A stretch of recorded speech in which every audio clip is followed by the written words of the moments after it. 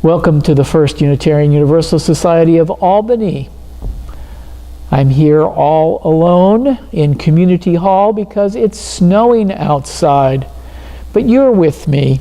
I'm glad you've decided to join me this morning, and I'm going to give you as much of this service as I can. Unfortunately, we won't have any music, but you'll have the readings and the sermon and the benediction, and I hope that will be satisfying for you.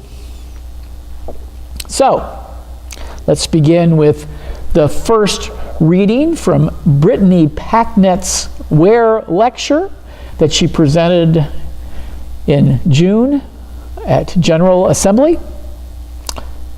It starts this way. I'm not calling you out, I'm calling you in. I'm calling you into the divine union of love and power. This single concept that I learned from Kingian principles is the key to how we meet and exceed the expectations that get us ever closer to freedom. I'm not inviting you into a catchy slogan or even a hashtag. I'm not inviting you into the kind of anemic love that is sentimental and useless. That kind of love lacks power. I'm not calling you into the kind of power that is uncaring and abusive. That kind of power lacks love. I'm calling you into the divine union of love and power. It is the union that allows love to be powerful enough to take on systems and not just individuals. It gives love the audacity to seek justice swiftly and not merely incrementally. It is a union that allows power to be informed by love and disrupt all that stands in the way of freedom. I'm calling you into family and beloved community with one another. The beauty of this is that we don't need to wait to practice this union until we get out there, because we can be practitioners of love and power right here. It is popular to ask what you would have done during the Civil Rights Movement, what you would have done during the Holocaust, what change you'd make if you were president for a day. But you don't have to ask yourself what you would have done during times of uncertainty, distress, and injustice. You are living in them. You have always been. You don't need to ask yourself what you would have done if you had the power. You have it now. You have always had it. Your power is not defined by a title. It is defined by your willingness to live in alignment with a purpose bigger than yourself. The second reading is from an essay titled Pilgrimage to Nonviolence, written by the Reverend Dr. Martin Luther King Jr., published in April 13th, 1960 for the journal Christian Century. I turned to a serious study of social and ethical theories of the great philosophers. During this period, I had almost despaired of the power of love to solve social problems. The turn the other cheek and love your enemies philosophies are valid, I felt, only when individuals are in conflict with other individuals. When racial groups and nations are in conflict, a more realistic approach is necessary. Then I was introduced to the life and teachings of Mahatma Gandhi.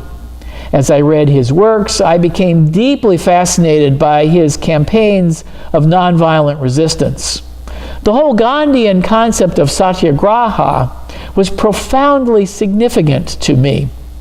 As I delved deeper into the philosophy of Gandhi, my skepticism concerning the power of love gradually diminished, and I came to see for the first time that the Christian doctrine of love, operating through the Gandhian method of nonviolence, is one of the most potent weapons available to oppressed people in their struggle for freedom.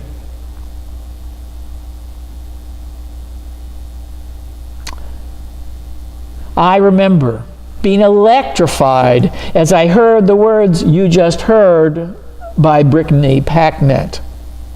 She said them a lot faster than I did.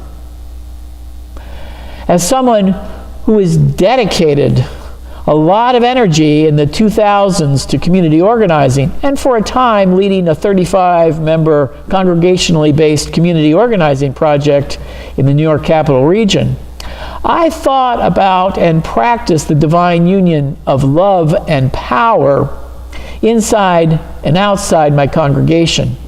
Hearing her celebrated as the core of her organizing work, too, was very heartening. Being called in to dismantle white supremacy as a heterosexual, white-presenting, cisgender male was also encouraging. Anti-racism work can be very difficult when your identities are woven into the racist, sexist, ableist, and homophobic power structure. Packnett celebrates Dr. King's principles as guiding her work. As is well known, King was strongly influenced by Gandhi's effectiveness to bring together faith and political action. Satyagraha, the word that Gandhi focused on, brings together two Sanskrit words. Sat is being itself, and Satya expresses the absolute existence of what is true. Agraha is a polite insistence or holding firmly to something of value. Thus, Satyagraha is holding firm to what is true and real and rejecting what is false, misleading, and deceptive. Satyagraha had its own power to activate change that didn't require violence.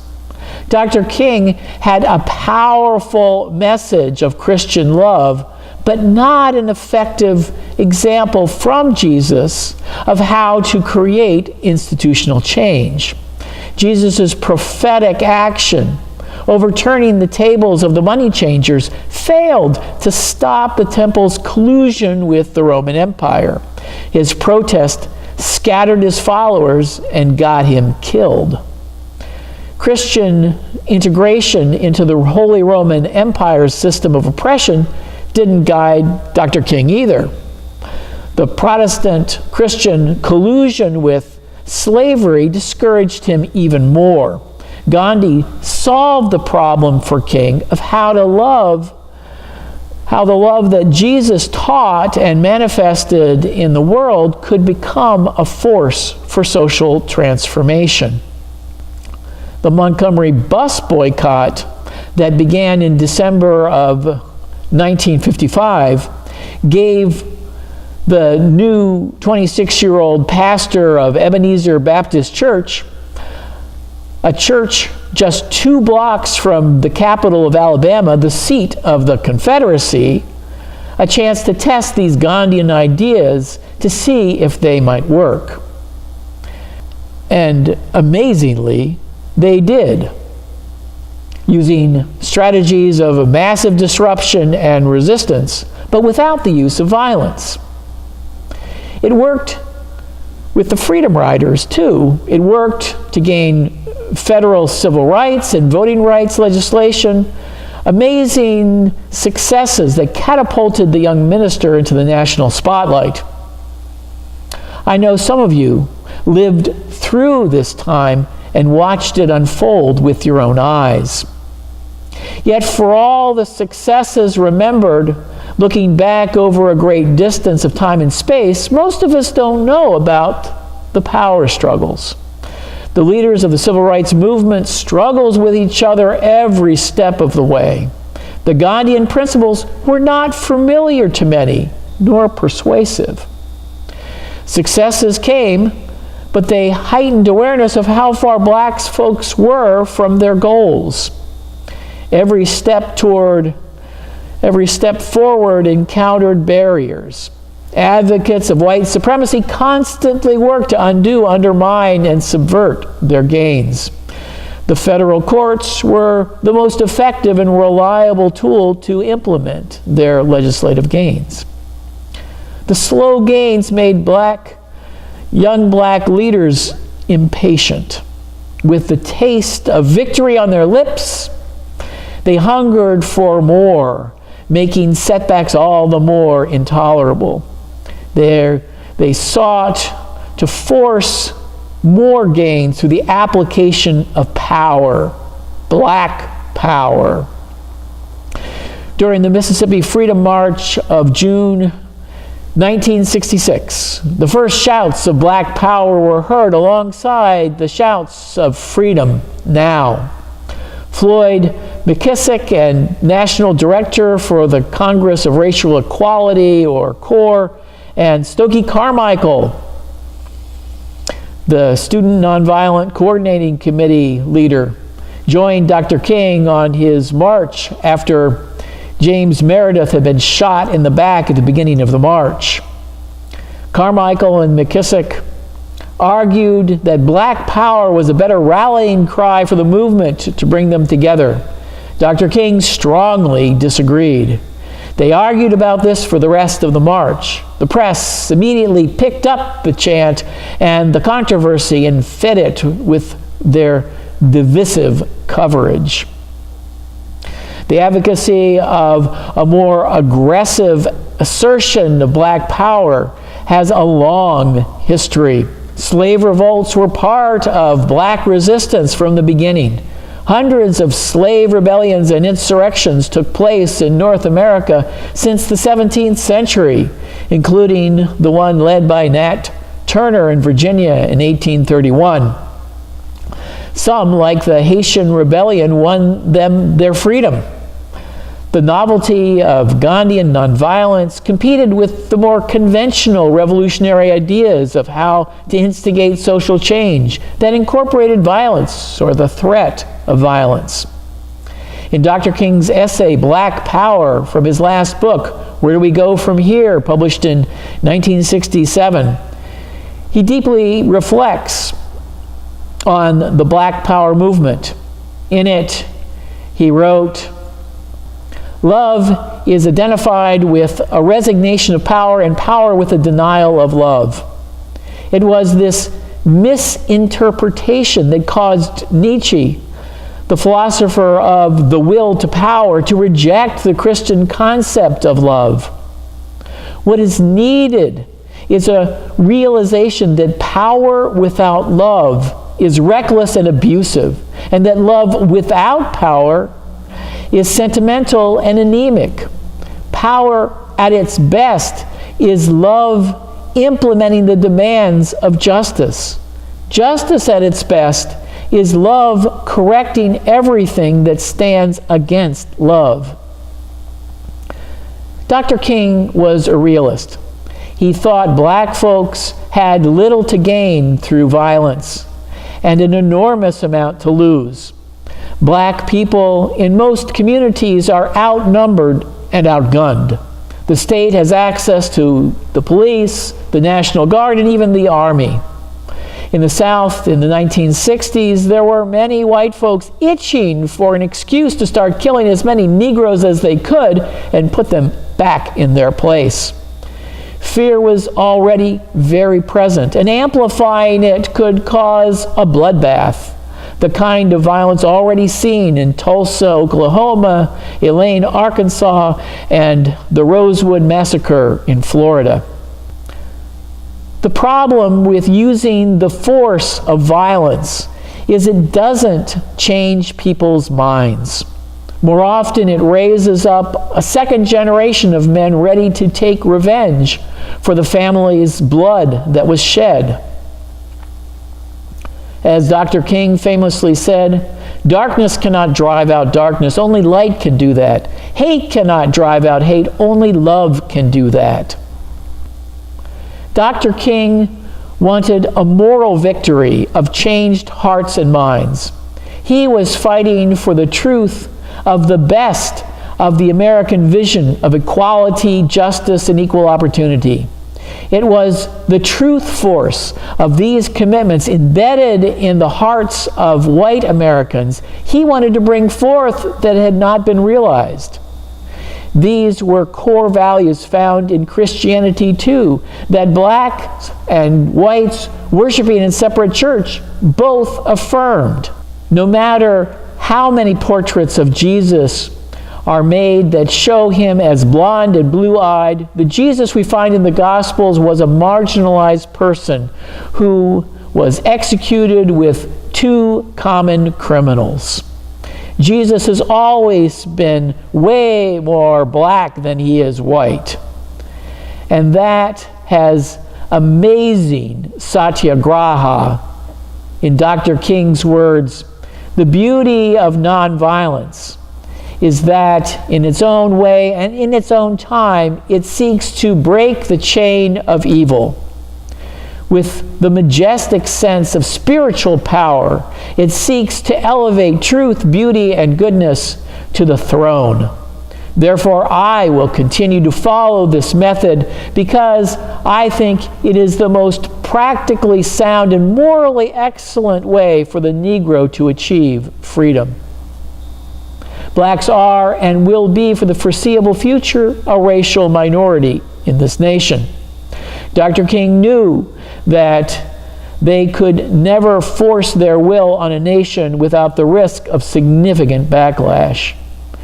He wanted to build an interracial coalition on values that whites and blacks shared. Love, fairness, and justice are human values that are almost universally embraced in America. They link easily with our Unitarian Universalist first principle, the inherent worth and dignity of every person, and our second principle of justice, equity, and compassion in human relations. While the Black Power movement of the 1960s has come and gone, the tensions remain today. The gains made during that period have eroded with the election of a president who sees white racists as part of his core constituency, and the 2013 Supreme Court's decision in Shelby County versus Holder to strip the 1965 Voters' Rights Act of its teeth, leading to voter suppression. The Black Lives Matter movement, activated by the execution of Michael Brown, has been strangled and deprived of media oxygen by the president's domination of the news cycle. With the election of a woman, the Reverend Susan Frederick Gray, as president of the Unitarian Universalist Association, and a $5 million institutional commitment to Black Lives of UU, we are standing against the rollbacks and continuing our struggle to put our house in order and dismantle the white supremacy culture that persists in our congregation's leadership and institutions. I don't see sign from the UUA board or the president of backing away from those commitments.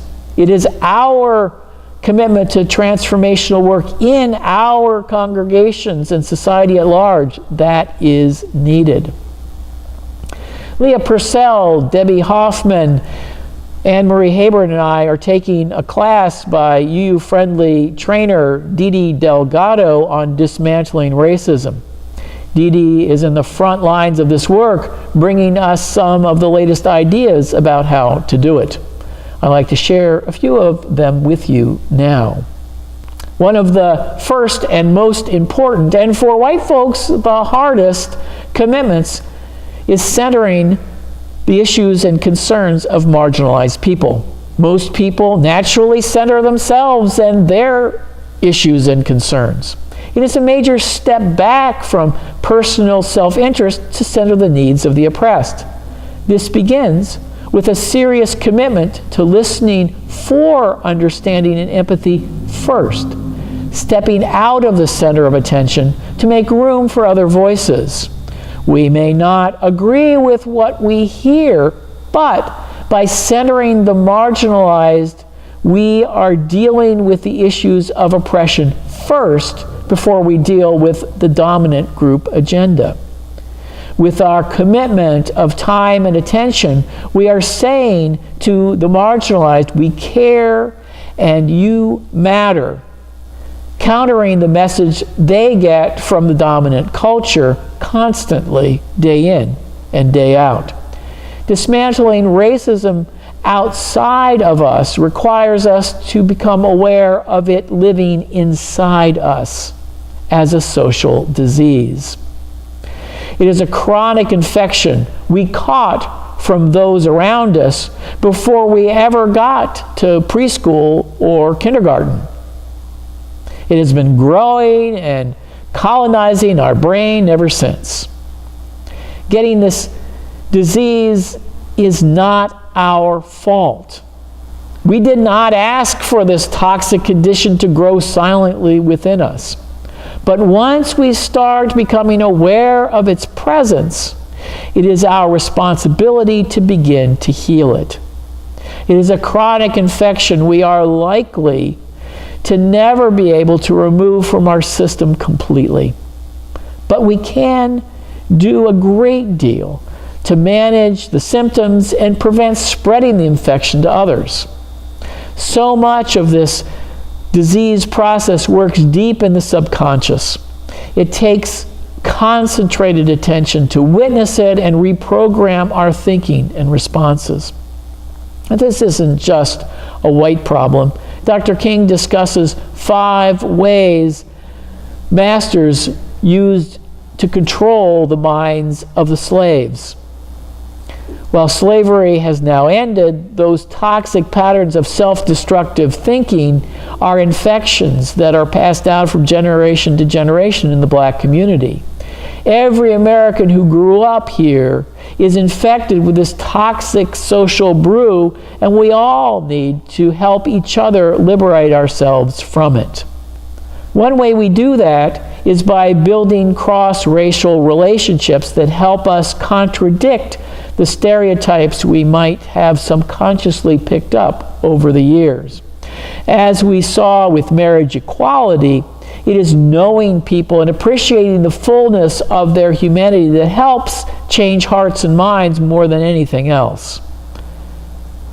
Finally, this is the work of a lifetime.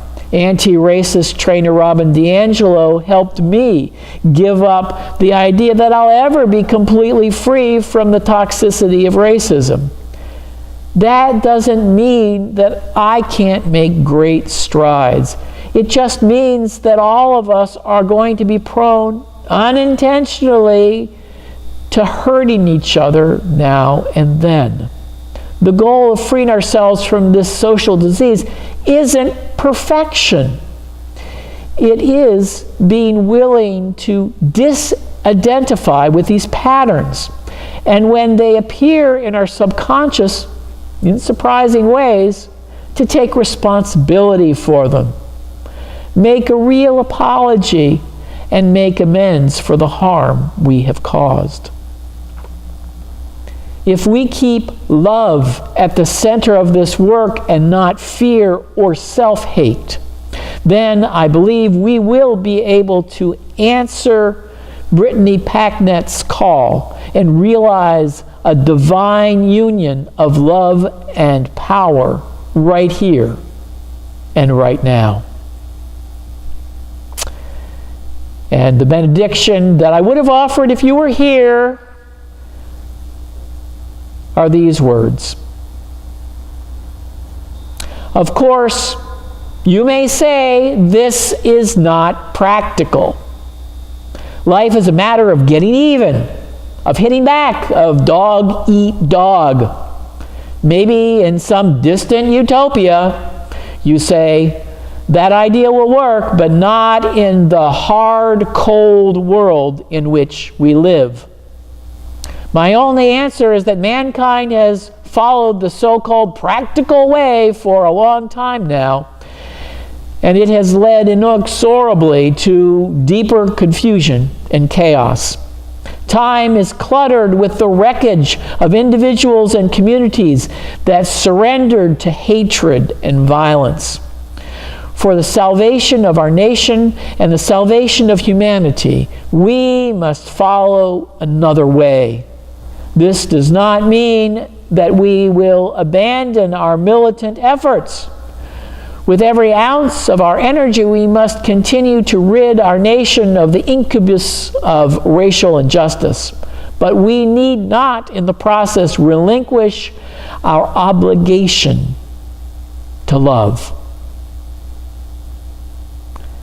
Go in peace, make peace, be at peace.